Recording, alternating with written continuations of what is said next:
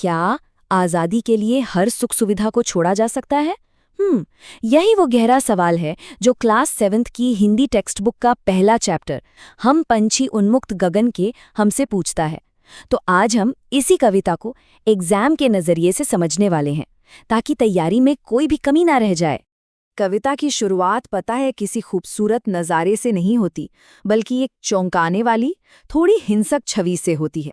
पहली ही लाइन हमें बिल्कुल साफ साफ बता लेती है कि सोने का पिंजरा भी आखिरकार है तो एक पिंजरा ही, एक दर्दनाक जगह।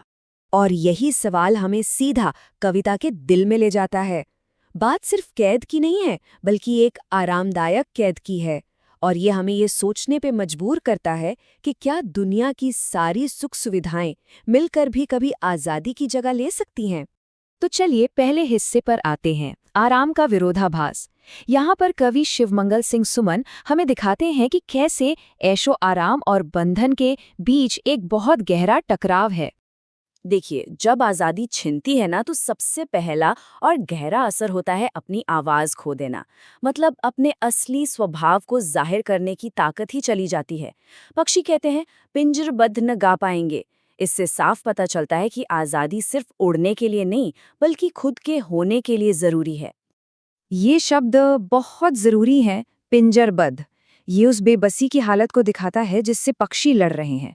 अपने एग्जाम के जवाबों में इस शब्द का इस्तेमाल करने से विश्लेषण में वाकई वजन आएगा। अब आते हैं दूसरे हिस्से पर, स्वतंत्रता की कीमत। यहाँ हम देखते हैं कि पक्षियों के लिए आज़ादी कोई मजबूरी नहीं, बल्कि एक सोचा समझा फैसला है। वो मुश्किलों से भरी आज़ादी को कैद के आराम पे चुनते हैं। और ये स्लाइड, वाह, ये तो कविता के सार को कितनी खूबसूरती से दिखाती है।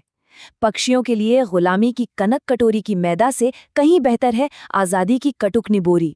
ये सिर्फ खाने का चुनाव नहीं, ये तो मूल्यों का, वैल्यूज का चुनाव है। तो अब तीसरा हिस्सा, कवि के शक्तिशाली शब्द। सवाल ये है कि आखिर शिवमंगल सिंह सुमन अपने संदेश को इतना असरदार बनाते कैसे हैं? जवाब है उनकी भाषा की कला में। भाषा का ये चुनाव कविता को एक क्लासिकल और गंभीर एहसास देता है। यही भाषा इसे रोजमर्रा की बातचीत से उठाकर एक गहरी सोच का जरिया बना देती है। ये साहित्यिक तरीके ही कविता की जान हैं। रूपक, मानवीकरण और बिंब, ये सिर्फ मुश्किल शब्द नहीं हैं, यही वो टूल्स हैं जो एक साधारण कहानी को भावनाओं और गहरे अर्थ की दुनिया में बदल देते हैं। चौथा हिस्सा, ये कविता क्यों मायने रखती है। देखिए, इसका किताब का पहला चैप्टर होना कोई इत्तेफाक नहीं है। ये एक बहुत ही सोचा समझा शैक्षणिक फैसला है। ये कविता एक वैचारिक आधार की तरह है। मतलब ये पूरे साल के लिए आज़ादी के आइडिया की एक मजबूत नींव रखती है। यही वो बुनियाद है जिस पर आगे के पाठों की समझ बनेगी।